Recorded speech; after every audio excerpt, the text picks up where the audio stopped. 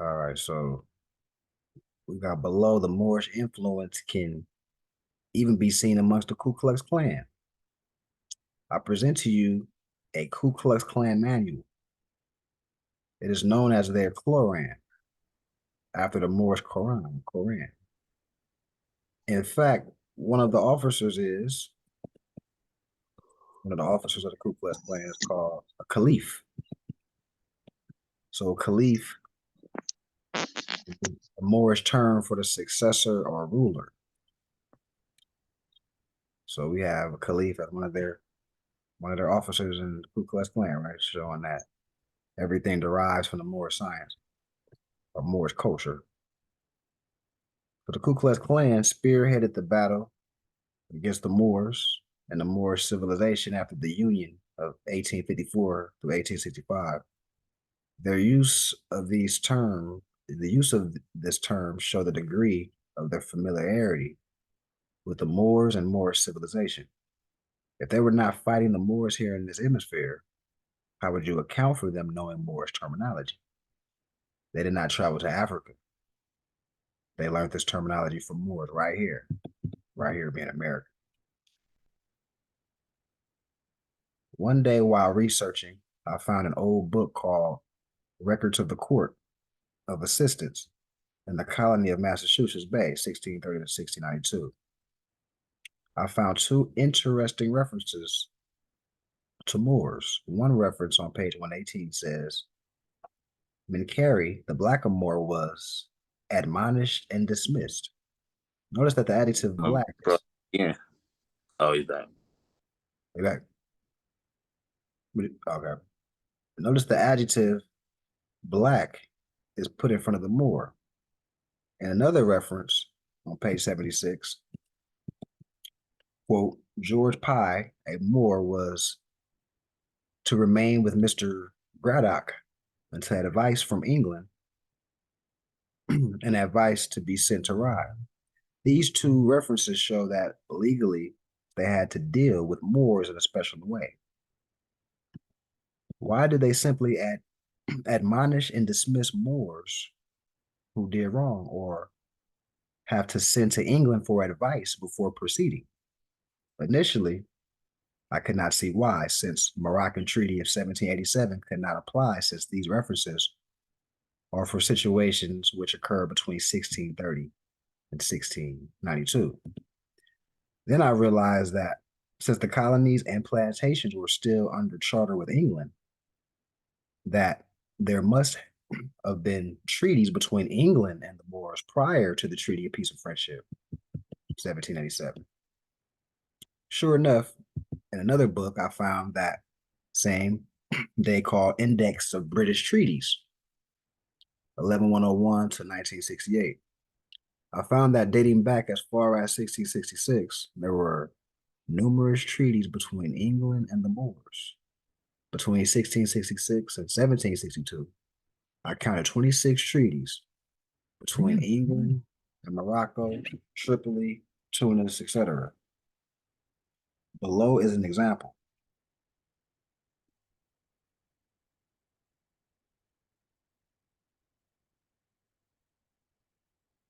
I sent the invite out.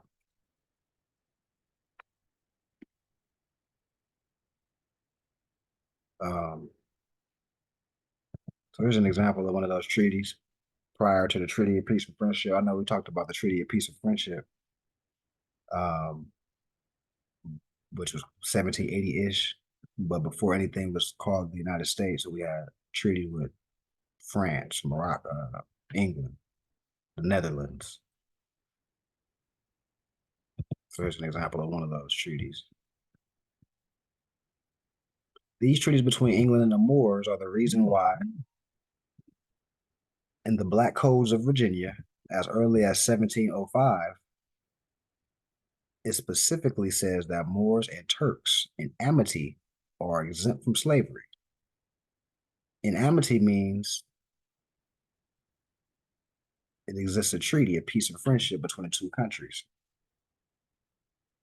So we also have another reference of the Turks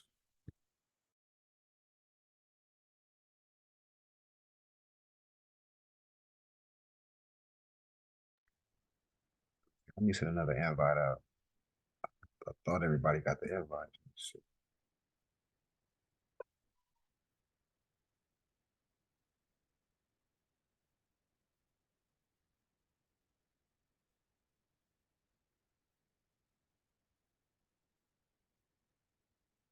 So here's an actual treaty where it talks about Turks and Moors, which is another reference point showing that Moors is Turks.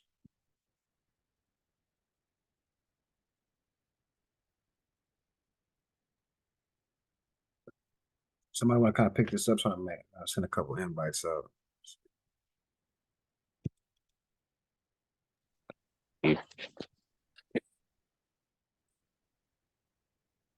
All right, I'll start at Budget Meekin. Budget Meekin in the book, The Moorish Empire, says on pages 165 to 166 that the Divan or the Diwan or Council of the Blacks had become the actual center of power. And on page 166, he refers to Divine or Diwan as the all-powerful Diwan of the Blacks. This Divan or Diwan was a highly trained standing army numbering into the hundreds of thousands. It was this Divan that put, you know, struggle up a little bit.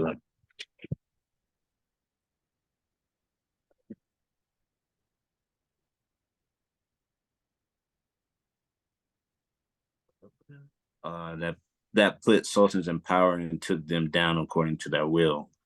The slaveholders in this knowledge of Moor civilization and nationality, in order to enslave you and I as Moors, they could not enslave you due to the treaties between England and various Moorish republics, and later between the newly founded United States and Morocco.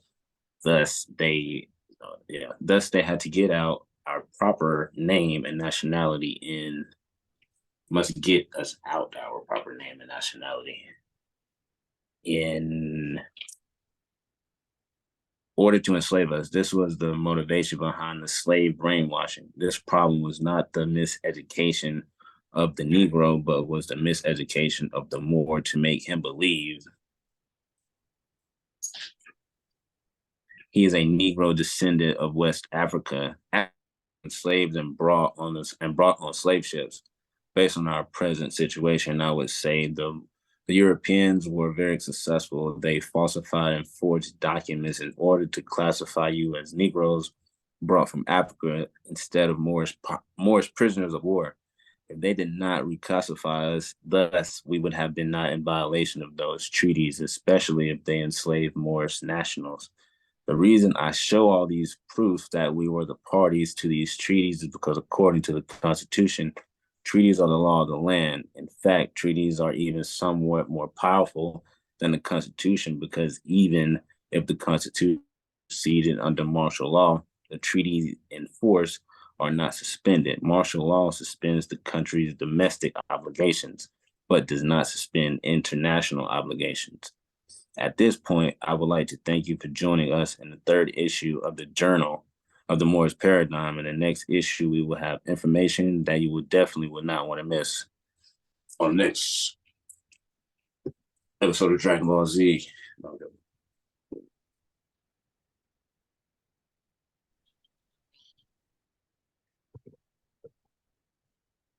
Oh, one last thing on a lighter note. Nothing is new under the sun. It was melanated Malaysia who invented bungee jumping. Smile. This is a picture of a Malaysian young man jumping off a rope or jumping off of a man. A young man jumping off of a man-made wooden tower over 100 feet high. This was a past of manhood initiation rituals. Notice the bungee cord tied to his ankles. Truly, there is nothing new under the sun. Oh man, that is crazy. Yeah, I thought that was fire right there. Oh, that's some sheesh. They ain't got nothing else that you can do. That's funny.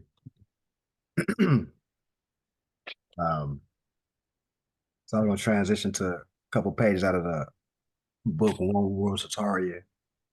Um, But before I do that, I wanted to go over the etymology of Tartar, which would be the root word of Tartarian. Inhabitants of Tartary. We know Barbary Tartary, term for our empire.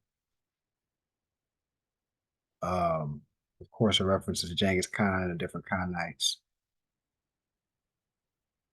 But what I wanted to highlight was also referred to as Turks.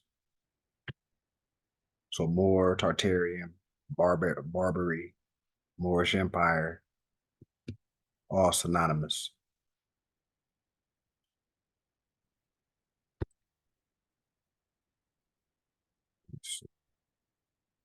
All right. I know it's kind of small. But once upon a time, there was a highly advanced civilization today known as Great Tartaria.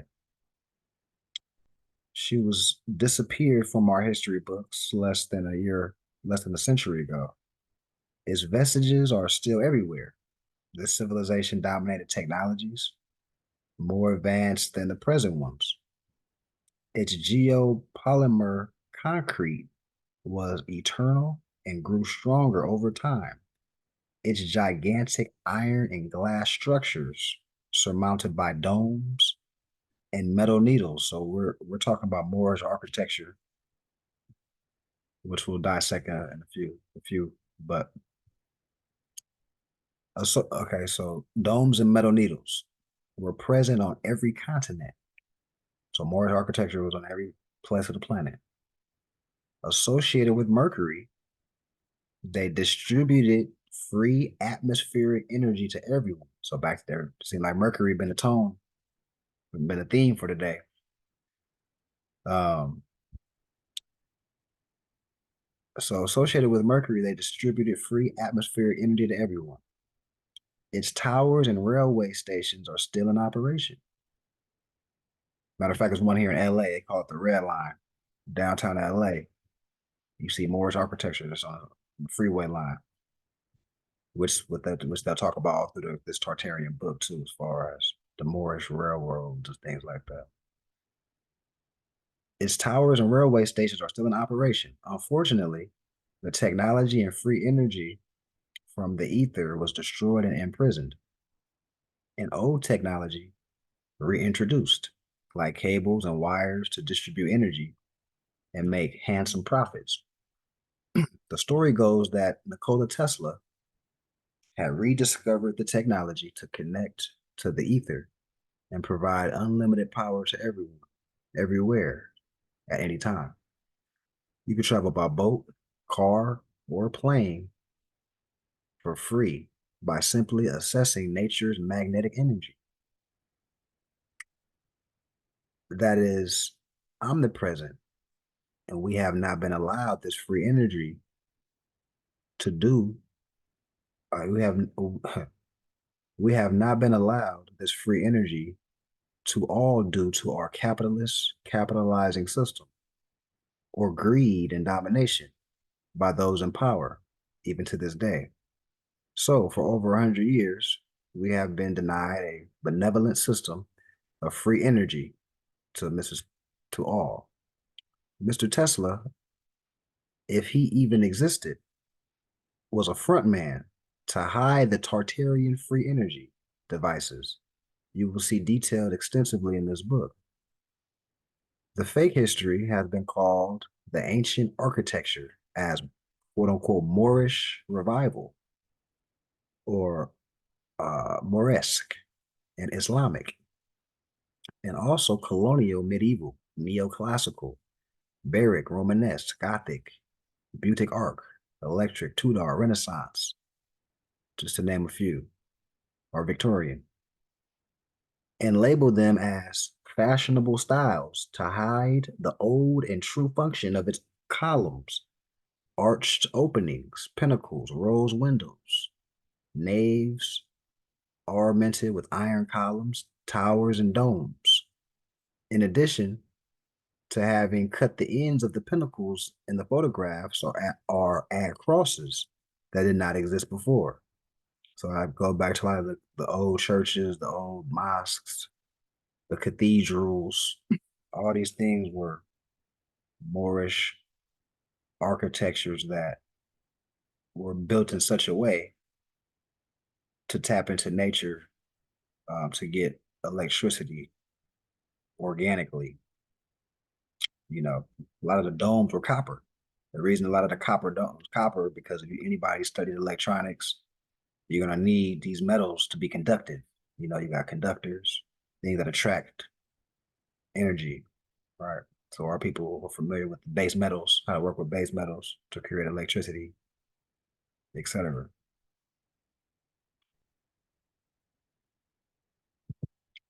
History tells us that the first power stations were first established in Cairo, Egypt in 1876, according to Wikipedia. It is the largest and oldest in Egypt in its original form. Al Tataria power stations, small and large, had pipe organs to harmonize and heal the population through sound waves, what is now known as semantics. The churches, the cathedrals we see throughout the world all share similar design patterns that were designed with sacred acoustic geometry to maximize vibration, tone, and resonance to heal and help download higher consciousness. So that that was the purpose of building these architectures. Um, Even when we see that the cracked glass at the church should be like cracked glass with different color schemes in the glass, because colors and vibration, colors have vibration. So intention with color is intention with the vibration, which heals. After the Great Purge of the Tartarians, a religious order spearheaded by the Roman reconstituted these amazing structures into Presbyterian, Catholic, Angelic, Mormon synagogues, mosques, temples, etc. Russian scholar Antony Fomenko wrote a most important series of a 7-volume book series called History, Science of Fiction, where he proves that modern written history dates back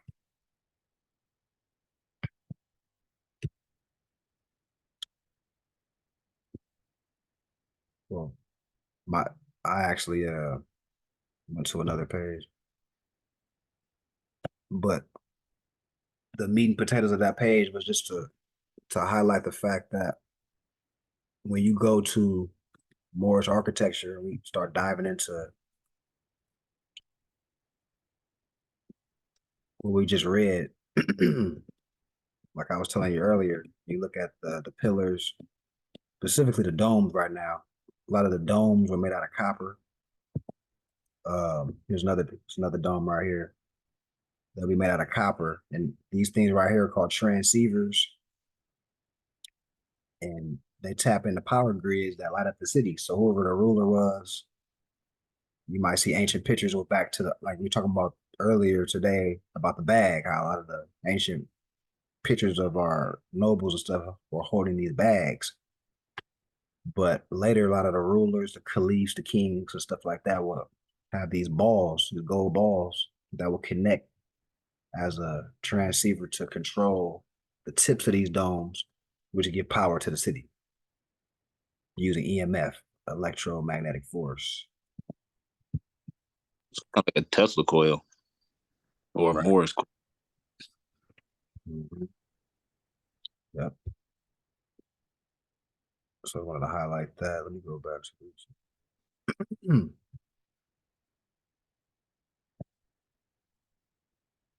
The New World Order also rewrote history doing the revision of history during the Epic Reset between mid 1800s into 1930s, when the court Hofjuden, David Rockefeller, along with the Rothschilds or Rothschild, began the many stories of the Big Bang evolution and the history of religious myth and lore. The court Hojuften are the Ashkenazi Jewish people who were conscribed by the Vatican to be allowed to make all the money and all the fame as long as the Vatican, Jesuits, and the 13 satanic bloodlines will be provided with information and power. The Vatican set up confessionals for the same purpose and runs a worldwide spy spook agency called the Entity, which owns and controls all the major spy agencies, including the CIA, NSA, MI6, Mossad, etc. This is all part of their one world order, as stated in Latin on the back of the US dollar bill or the Federal Reserve note. The old world order were the benevolent Tartarians, or the ancient ones, or the ancient Moors, the ancient Turks, however you want to say it, Barbary, Tartary, etc. One of their only primary directives was that what you take back from nature, you give back more. Right? You take something from nature, you gonna take an apple off a tree. Once you eat the apple, you got the seed, put that seed back in the earth. You know, what you take back from nature, you give back more, right? Their nature or nurturers was based on Isis. So the ancient mind frame of the ancient people of the world, the Moors of the world, philosophy is based on Isis, the moon goddess who created and provided for all, or Mother Nature, the great Zodiacus, the great, right?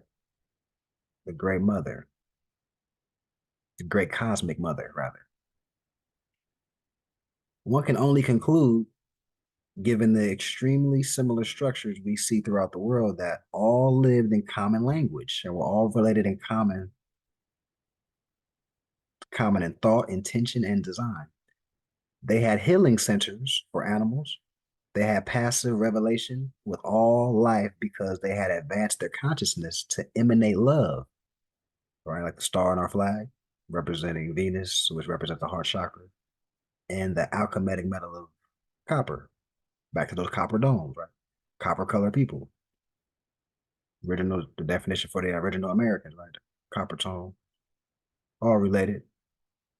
Day 6 of creation, the day of Venus, man came to the flesh, right? On the 6th day, all relative. They had passive relations with all life because they had advanced their consciousness to emanate love and benevolence to all. Their flag was a griffin. And I want to highlight griffin right now because when you look up Queen Khalifa, the mythical situation, they're going to say she was a griffin, right? So she was connected to Tartarian. But when you study different books, you start making connections. It's like Harry Potter, not to cut your wisdom, like Gryffindor. Right, right. Magic and the whole, that's like hella Moorish, the whole thing for sure. For sure. The whole thing, not to down what you're doing, but that whole magical thing and dealing with, the hidden bells of like life and stuff like that, and spells and all that. But that made me think Gryffindor. But yeah, it's crazy. I stuff start popping out. All right, their flag was of a griffin. So Queen Khalifa was loosely referred to as Tartarian, right?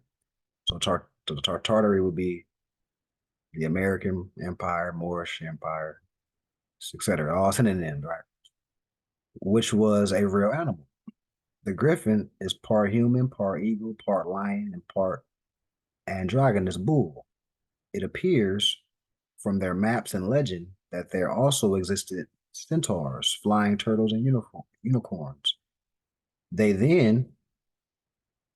We can only surmise that the entire Tartarian people were destroyed when the New World Order learned how to use the Tartary technology and use it to destroy the entire culture and erase their existence from modern day history books of today. And that's like Reconstruction period, burning the books, the great book burnings. All this is related to suppression of Moorish information. If you look carefully at the photos and images of this book, you will see these massive buildings that would mean there were hundreds of millions, maybe even tens of billions of Tartarians that were eliminated when the healing technology was used to destroy. We find millions of bones buried under cities and massive insane asylums. They were they likely imprisoned? The adult Tartars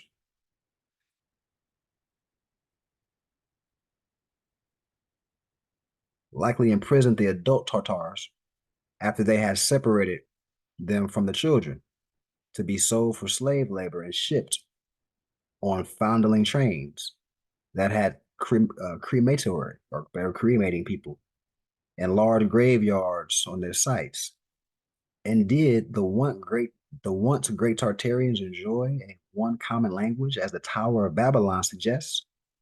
Britain has over 44 dialects alone. So now do we languish in our languages created by the New World Order and Phoenicians, so that now our definitions are to definitions. And I go back, like I said, they called our people Phoenicians because we created phonetics, we created linguistics, right? And we Babylon today. So the the dilution of our tongue or scattering where we're not conscious of with etymology, right? Etymology would bring home the scatterness, right? No matter how scattered our dialect is today, etymology would be a measuring stick to bring us back home to the origin, no matter where it's at today, right? With all the varying dialects, the idioms, and the Roman Latin etymologies.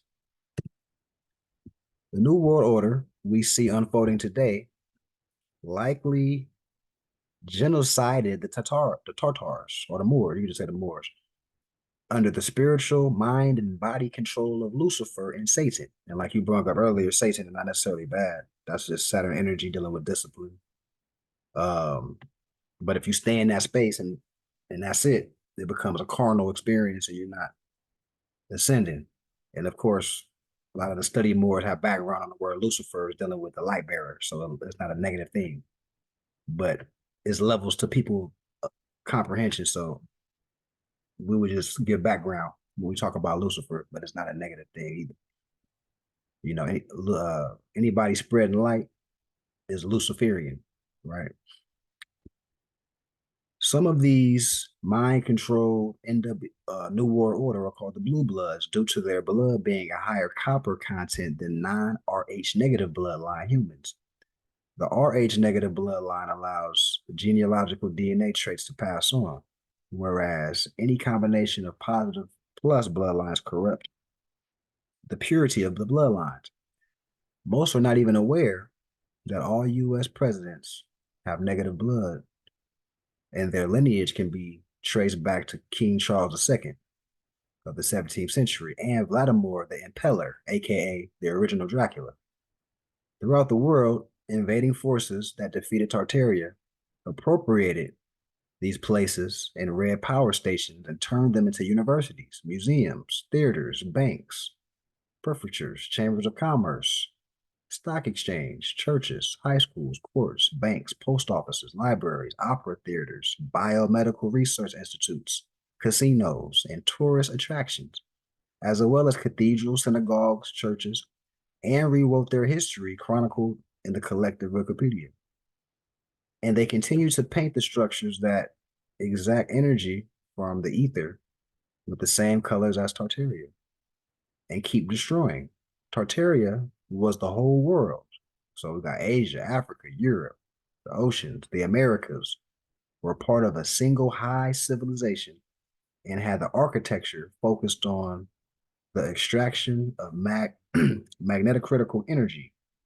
Great Tartary was then divided into civilizational categories like the Ottoman Empire, the Byzantine Empire, the Ross Empire. These changes were then archived into the likes, hold on a second, to the likes of Throne Room and the Grand Kremlin Palace in Moscow, the National Archives of Britain, and the Library of Congress in Washington.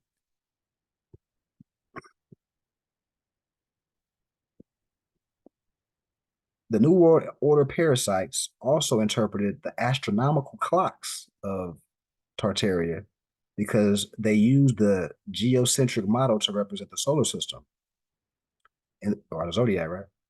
In the Tartarian astronomical clocks, the Earth was at the center of the gods' creation. These clocks were complex, calculating machines. They used terms like computus, and to operate them sophisticated mathematical knowledge was required.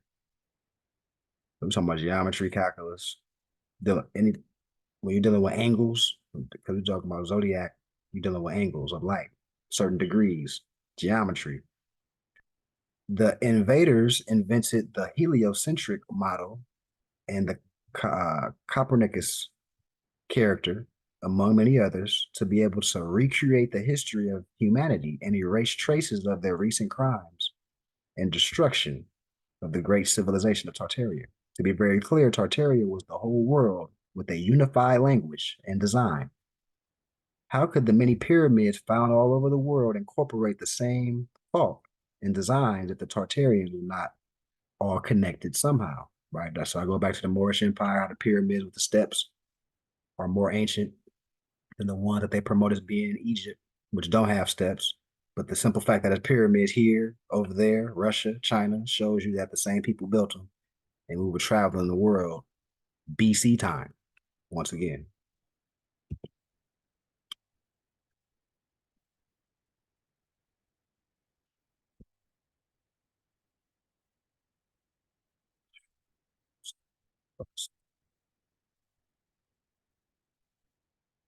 Where are the design plans?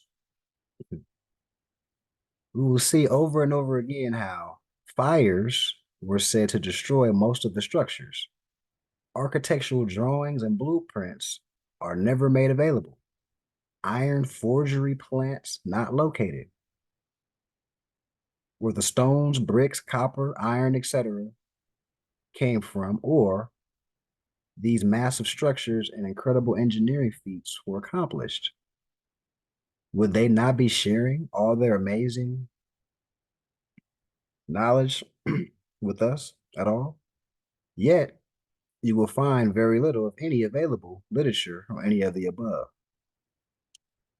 The architectural, the architecture to extract energy, right? So I go back to the purpose of the architecture in the first place was to extract the energy, to get light, have a certain frequency in that area for healing purposes, etc. Right? So I'll blow this up, man.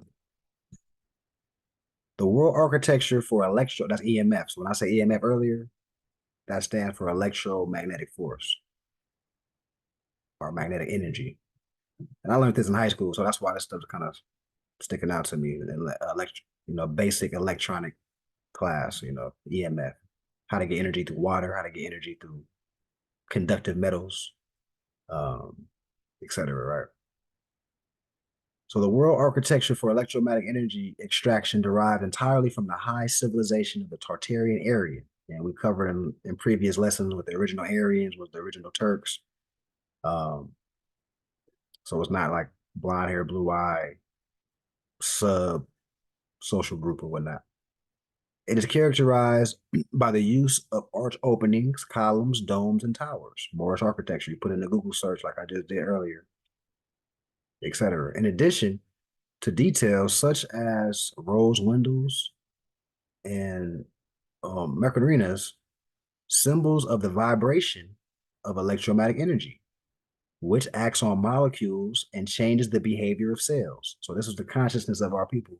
The reason we have certain colors around us, the reason we wore certain colors, the reason we have certain metals around us, the reason we wore gold around our neck, got buried in gold. It was deeper than just looking fly.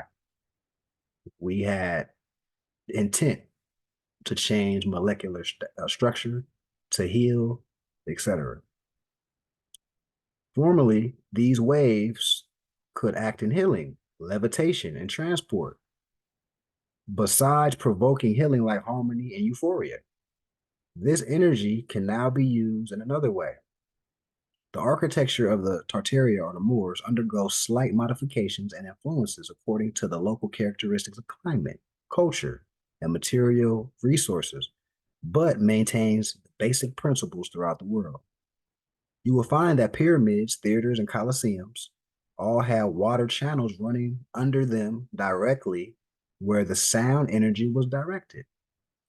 The star forts seem to have been designed to create microdomes that protected the inhabitants and resonate harmony. And by the way, harmony is the principle of Mayat and the principle of peace, principle of Islam, promotion of peace, harmony. So this is on another level of acquiring that as well. And meditation, yoga, etc. This was detailed in Tesla's three-dimensional shell. It's created by interfering two Fourier expansion, three-dimensional scale hemispherical patterns in space. So they couple into a dome-like shell of intense ordinary EMF or electromagnetic energy. The air molecules and atoms in the shell are totally ionized and thus highly excited. And anybody took science class, ionic bonds, like all human beings are made of atoms, electrons, protons, neutrons. And when you have a microscope, you'll see that certain bonds happen when it's on the outer ring of the atom. If it's missing a couple protons or electrons, it's going to seek to magnetize with another atom that has a surplus. So even though we're intellectual human beings, we lose sight that when we gravitate or attract to people, it's still on a molecular level. That's still in play. We may just think, oh, she look good or he look good or whatever, but it's deeper than that. If there's any type of divine connection to anybody, it's a similar frequency, which you want to attract, and that's the scientific aspect. The air molecules and atoms in the shell are totally ionized. As a matter of fact, look when you look up ionic bond, ionized, ionic bond, that's the connection, and thus highly exciting, giving off intense glowing light. Anything in physical which hits the shell receives an enormous discharge of electrical energy and is instantly vaporized. It goes piffed like a bug hitting one of the electrical bug killers. The elite survived by utilizing them during the resets. We're talking about resets. Resets would be times where reconstruction period for them is called a reset, where they dumb down the people. You got World War One was a reset. World War Two was a reset because uh, the Berlin Conference was a reset when they started dividing up Africa. So all these different, French zones and etc. Look at some old depictions of star forts that were surrounded by walls of mud and remain mostly undamaged. Imagine a society that created free energy with the classical arts and our jobs were musical in nature. One of the Solfeggio scale, which is the one I write right, 528 hertz is significant. These sound frequencies we created made plants, humans, and animals grow larger and maintained a temperate climate. Go down here. All cities located at strategic points on Earth, called canals, rivers, seas, lakes, and oceans, were star fortresses and had electromagnetic energy attracted from ether. The energy was then captured through towers and obliques and stored in the red and white striped power stations of high civilization called Great Tortoria. So, so here are a couple specific hertz just to have. So I know y'all can't see. Let me try to blow it up a little bit. That's a little better. But I'm just gonna reference this book because I got it in my hand. We can kind of go over this. So we have different types of hertz. We just talked about 520 hertz. So, so 520 hertz is dealing with returning to spiritual order. 960 hertz is dealing with awakening the perfected state. 174 hertz reduces pain. 285 hertz, influence of energy fields. 528 hertz is dealing with repairing DNA. 417 hertz is dealing with the facilitation of change. Just to give an example. But of course, we can dive in, deeper into that. But knowledge of certain frequency, even the music that we put out or listen to, we can even have intention on the instrumental, the beat, as far as the frequency that is, the hertz of the instrumental, right? We can have intention. I know the more Mozart. He was a musical composition. He was most classical music was high vibrational frequency, or the hertz as well. Any thoughts, comments on this section? Not to sound like the esoteric astrology from the other books, especially this part with the hertz dealing with consciousness. There was some external things manipulating the internal. Yeah. Wow. Any other thoughts? Not. So we transition to the Quran.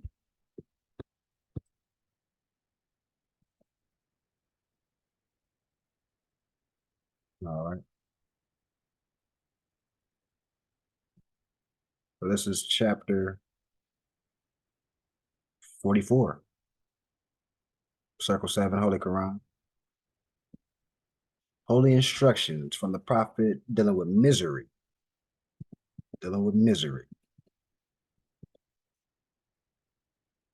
Feeble. I'll just add, my bad. Oh, no, go ahead. Israel, we was reading the esoteric about the demons and all that stuff like that. So those teachings about just lower consciousness stuff, Circle 7 kind of puts it in simpler form, like you were saying. Noble Ali went and gathered all this information and put it in short, simple examples for us. Value. Wow. Yeah. And that's even powerful because I'm thinking the early 1900s. He was well studied, brought this information to a people that was a lower vibrational state. Yeah, it was like, yes, sir, boss, and Weezer doing this. But, I don't know if that make the movie sound like that, but not trying to downplay people. But when I hear the terms Negroes, Blacks, colors, those are like them times sound like that. Not trying to downplay how we were speaking, but, like you said, 1920, them being in a lower consciousness and no Charlie speaking how he's speaking is like, yeah, they probably couldn't see the value in this in the 1920s. Right. Yeah, and the fact that we're coming like 100 years plus later, because he fed us the breadcrumbs with the hope that we would take it and go deeper. He just showed us the one-liners. It opens up to a whole, like I always say, Noble Ali never mentioned the treaty ever, but he's saying enforce the Constitution, which talks about the treaty. So it's up to us. You taking us to the water. You know what I mean? You got something, brother? Yeah. In my personal experience, like especially coming from like such a low state, and then being part of a different organization and kind of like there. Let me say it like this. Like, you have doctrines and theologies, right? And they begin and they end, right? If you're dealing with something that's pure truth, and I'm telling you, you are the original, you come straight from the source, and this is your way of life. That ain't gonna fit in the book. You know what I mean? That's why in Islam they have the concept of the il-Khatab. So what I notice, in my opinion, is what he gives us is everything. Let me not say everything, but a whole lot and some more of what you would need for our specific nationality. This is why it says Tunis, Algiers, Morocco, Algiers, and Tripoli. Our job is to go look those things up. The problem I've run into with Moors is they just want to quote that stuff. Like, If you what I don't got nothing to do today. Go study Tunisia. Nigga. I don't know what to do. Go study Tripoli. You know what I'm saying? It's so much to unpack in there. You know what I'm saying? You know, go look at the Elohim. Go look at the cherubim. Go look at this. That's chapter 1. You feel what I'm saying? Go look at, does Allah have a foe? You know, I think that what happens is we live in a time now where we're bombarded with information. So what I see a lot of moles do is they take just the word more and more-ish. You feel me? And then they'll come back with all this stuff, and it's like, okay, that's cool. No, not there's nothing wrong with that, but he's giving us specific information for a reason. You get what I'm saying? Like when he's saying the Canaanites came down into Africa. You know what I mean? When he's telling us the fall of the Moorish nation. Look at all the nations that's named in just that chapter going in a specific order and specific signs. For instance, now I'm gonna wrap it up. I won't be too long with it. For instance, I hear dudes argue all day, all night about Egypt and who the Egyptians were, right? But the prophet in, I want to say chapter 47, he gives a whole breakdown. If you really pay attention, he says, who were the Hamathites, right? Were. What happened? That's the rest of the list. Who were the Hamathites and Hagar, Arabian, Chinese, Japanese. That's just in the part that says talk about the Egyptians. See what I'm saying? So now we gotta look at the Chinese and the Japanese connection in the Arabian. Why is the Arabian described separate from the seed of Hagar? I had a dude want to argue with me about that for 6 months because I kept telling him, I said, bro, I'm not going off my opinion. It's made plain and simple in the Circle 7. When I took it back out the Circle 7, it applied plain and simple to history. You feel what I'm saying? The Arabian is a person of the Arabia. The seed of Hagar, he doesn't go back to what you're saying. There's no story in the Circle 7 about Hagar and the seed of Hagar. You get what I'm saying? Right. But if you took that statement literal, you would be like, okay, I need to know what's the seed of Hagar. Now you're going to go back to the Bible. You're going to realize that Hagar is not a set in stone nation like that. It's a seed. It's a mixed seed. It's mixed with the slave blood. You get what I'm saying? Mm-hmm. So it all goes into where you go with it, if you ask me. Because there's no way to fit absolute truth into a book. You feel what I'm saying? It's impossible. Right. There's no book of this how to be Chinese. You feel what I'm saying? So it's like, I'm going to give you this book. And if you take this and you serious about this, you will progress into that life, into that work. Right. Right. Yeah. Yeah, man. Oh, but, you know, being a scholar, cross-referencing, you know, you're supposed to take elements and expand it. There's so many books. And that's the book we were talking about earlier is called Esoteric Astrology too, King L.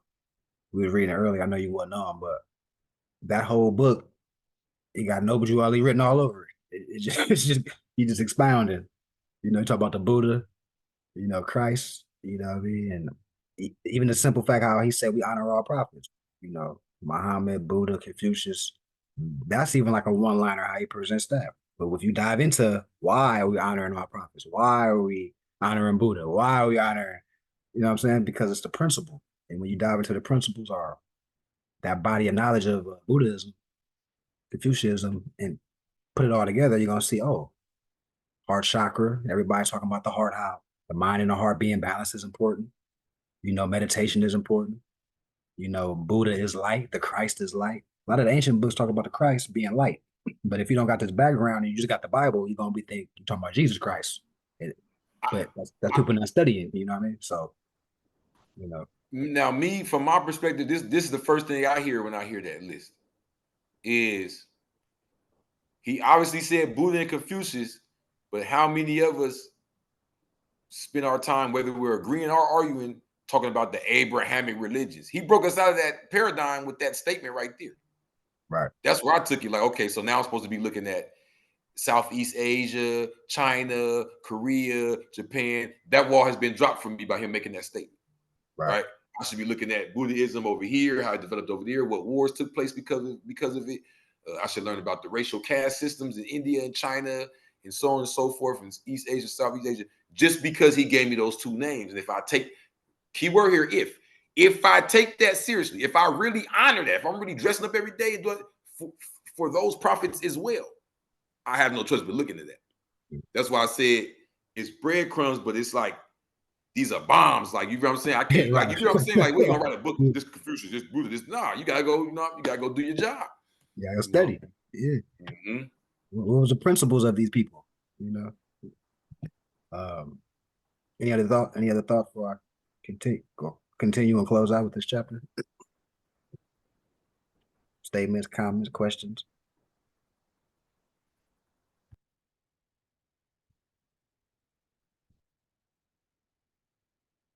So you looking in the air over there, 9L. You got something? You got something? Yeah. Yeah, I was just thinking about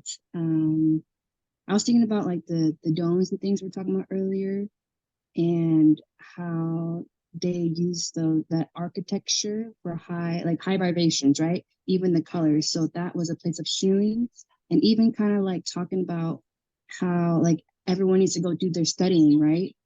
And I see the structure of like temples and churches. The reason why they have people gather is to raise vibrations, right? Through music, through studying, so people can begin to get conscious, right? And there's only like a certain, like, whoever runs those churches and temples, there's a select group of people that have this information, and they put it together to be able to put it out to the community if they're not doing the research on their own.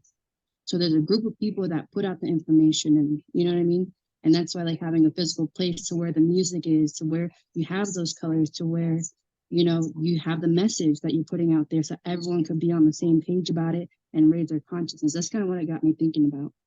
Because I grew up like going to different things. I went to temple, I went to church. You know, I didn't really stick with one thing, and so I kind of got like a different perspective and seeing like different messages, but how they're all similar.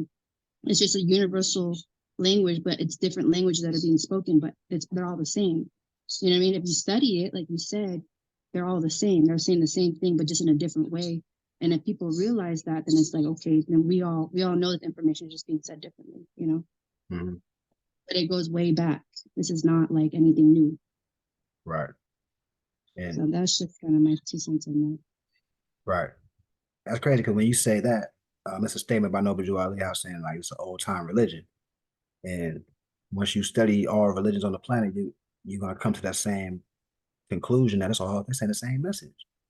Mm-hmm. It's ancient mind frame, you know. Mm-hmm. And back to the whole uniting of Asia. The reason the uniting of Asia. That's what we're doing. That's what we're doing right now, you know. Mm-hmm. Anybody else have any other thoughts for you? No, I'm glad you said that too. That list sounds like to me the uniting of Asia, because each of those prophets represent a different. Remember, in Islam, we're taught that each prophet is sent to each people. So each prophet represents a different people. You feel what I'm saying? Confucius being the northeast, Buddha being the southeast. You feel what I'm saying? Who else is on the list? Muhammad being, if you're going south, like from the Middle East going towards Africa. From that same area going north towards Europe, you get the Jesus, right? Mm-hmm. So it's just all these different directions. Yeah. Time periods, all like, yeah, the uniting of Asia. Yep. All right. So we got close out with this chapter. Dealing with misery. Feeble and insufficient as thou art, O man and good, frail and inconsistent as thou art in pleasure, yet there is a thing in which thou art strong and unshaken. Its name is misery. It is the character of thy being, the prerogative of thy nature. In thy breast alone it resideth. Without thee there is nothing of it. And behold, what is its source but thy own passions? So our misery comes from our indulgences, or how we choose to indulge, what type of passions we indulge in. He who gave thee these, gave thee also reason to subdue them. Exert it, and thou shalt trample them under thy feet.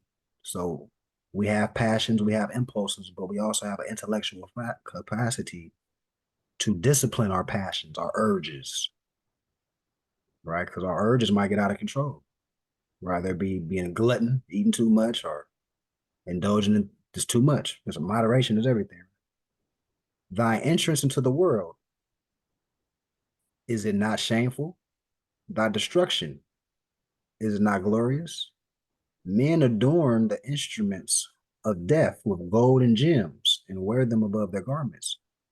He who beggeth a man hideth his face, but he who killeth 1,000 is honored.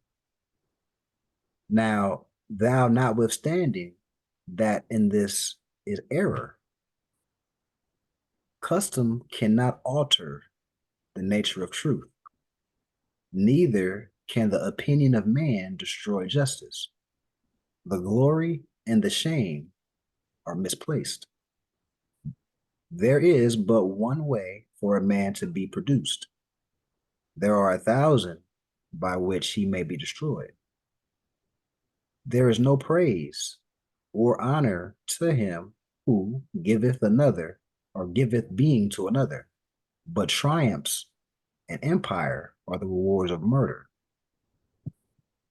Yet he who have many children have many blessings, and he who have taken away the life of another shall not enjoy his own. While the savage curseth the birth of his son, the blesseth and blesseth the death of his father. Doth he not call himself a monster?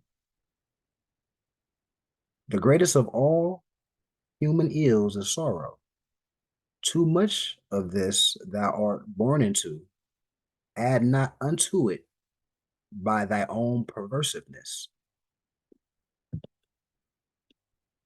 Grief is natural to thee, and is always about thee. Pleasure is a stranger, and visiteth thee by times. Use well thy reason, and sorrow will be cast behind thee. Be prudent, and the visits of joy shall remain long with thee. Every part of thy frame is capable of sorrow, but few and narrow are the paths that lead to delight. Pleasures can be admitted only simply, but pains rush in 1,000 at a time. As the blaze of straw fadeth as soon as it is kindled, so passeth away the brightness of joy, and thou knowest not what becomes of it. Sorrow is frequent, pleasure is rare. Pain cometh of itself, delight must be purchased. Grief is unmixed, but joy wanteth not its alloy of bitterness. As the soundest health is less perceived than the lightest malady, so the highest joy touches us deep with the smallest sorrow. We are in love with anguish. We often fly from pleasure. When we purchase it, cost it not more than what it's worth. Reflection is the business of man. Sense of his state is his first duty. That's heavy. Reflection is the business of man. Since basically knowing yourself is your first duty, his state. You got to reflect on it. That's heavy right there. But who remembereth himself a boy?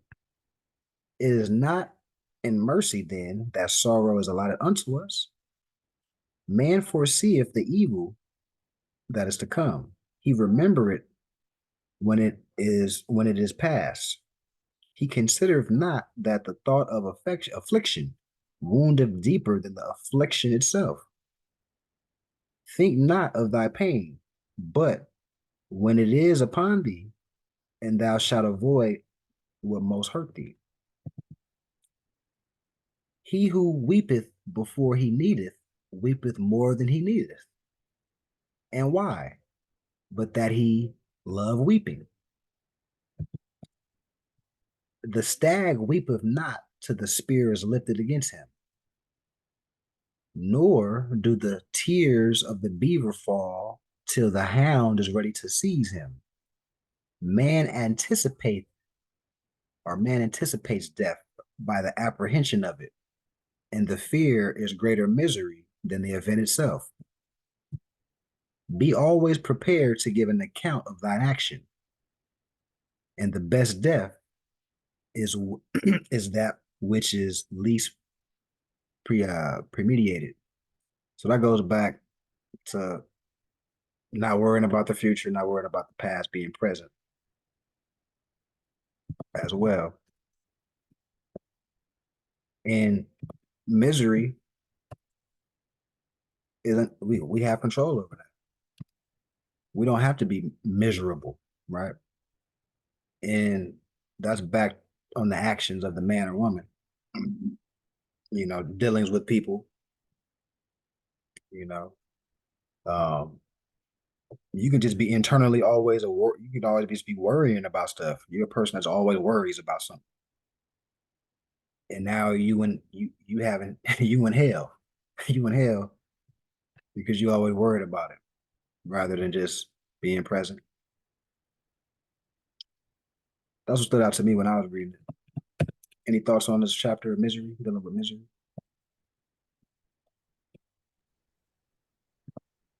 Do we have to be just miserable? Do we have to be miserable? no, I mean, it's your choice. You know, it's all state of mind. You don't have to be black. It's all on you. Being black is being miserable with the illusion of like things are okay, but things are not okay. It was like I read something like they're getting the benefit without getting the benefit. You know what I mean? Privileges feel like rights until you can't do that privilege anymore. Then you get upset, and that becomes miserable. I yield.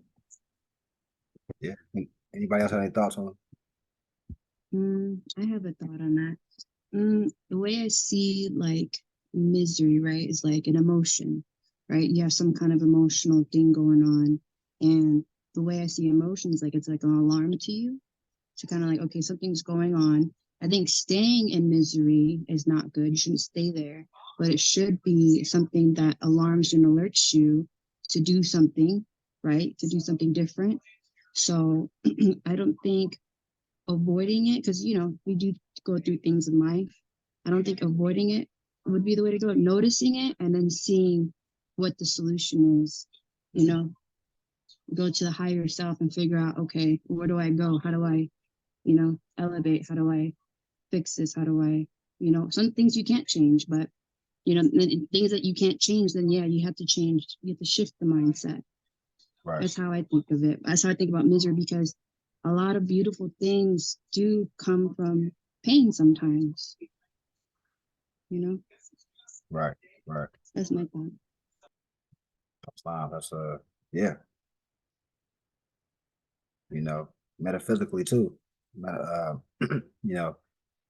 Or what they call the transmutation rather. You could be angry and then 5 seconds later, that's not that big of a deal.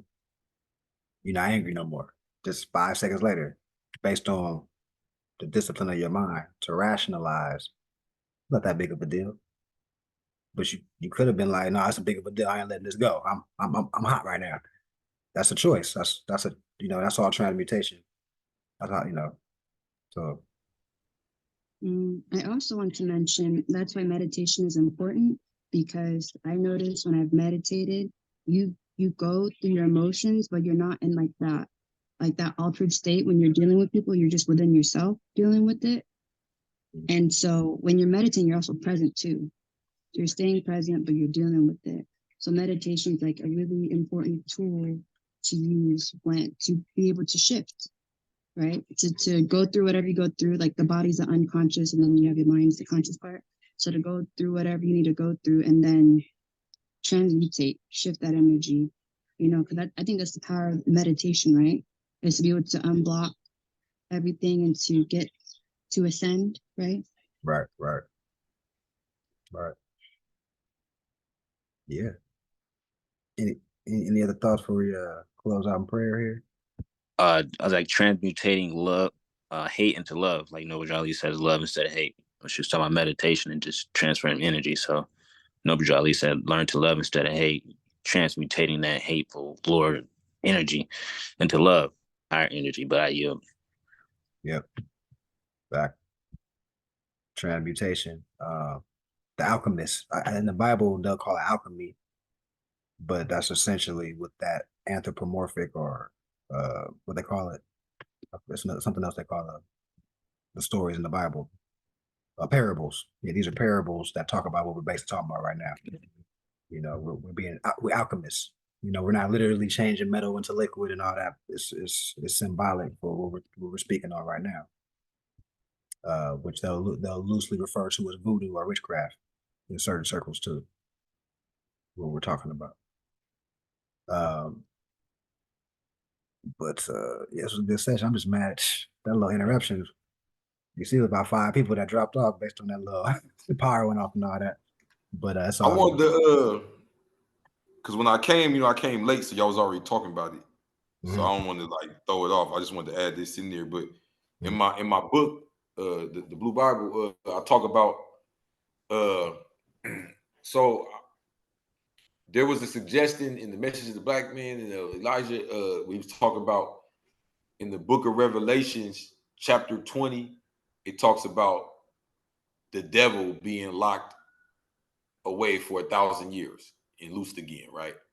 And he suggested that that could be the 1,000 years from around the time of the birth of Prophet Muhammad to about 1555, because within that time there's a 1,000-year gap of them being completely surrounded by Moors from the left, from the east and the west. Because on the west you had like the Moors that were coming up from Morocco, Mauritania, and Africa, and all that. Then you had like the Mongols on the other side, right? And it wasn't until 1555. This is when you got Sir John Hawkins. Is when you got Peter. Was it the third? But the first Russian emperor. And what I suggested in my book was you have in that 1,000-year gap. This is the same time when they came over here, ran into what they call Queen Califia. It fit all this description. And it also in her story includes the Griffin, like y'all were talking about. And the Tartarian concept is always looking for this 1,000 years, this 1,000-year gap that they can't seem to find. It fits right there, if you ask me, the Dark Ages. This is when you had a worldwide Islamic empire. You had people of this stature all around the world in rulership position. You feel me? You have it matches the concept of the world fairs and all that. Like I said, I don't want to go too much and make a whole new conversation. But yeah, that's where I went with it in my book. Just that 1,000-year gap of Islam. And if you ask me, that 1,000 years is like the golden age of the Moorish Empire. You feel what I'm saying? Mm-hmm. Yeah. Yeah, that's very perceptive. Because I agree with that. Yeah, we kind of talked about that a little bit. Even in that One World tutorial, they talk about how the fairs. And matter of fact, you know about the red line right here. You've been in the red Yeah. line. Yeah, Yeah. that's Tartarian architecture, or Moorish architecture. Them subway lines. Yeah, yep, it's right there. So, but yeah, it's a good session, man. I'm gonna upload both parts. There was like a part before I resent the invites again, or whoever missed it, I'll just send it out. But I'm gonna close out with prayer. Allah, the Father of the universe, the Father of love, truth, peace, freedom, and justice. Allah is my protector, my guide, and my salvation by night and by day. Through his holy prophet, Drew Ali. That's my Islam. Amen. Mm-hmm. So once again, are you free, King L, for Wednesday? I'm gonna see if whatchamacallit is going. Dolphinell and what's the other brother name? I mess with a Temple 80. Just send me the address. That came fast. That is this month, huh? The Yeah, 24th? yeah, it's Wednesday. Okay. Yeah. Just send me the address. Okay, I see the address. But all right, peace and love, everybody, man. Benjamin Bay.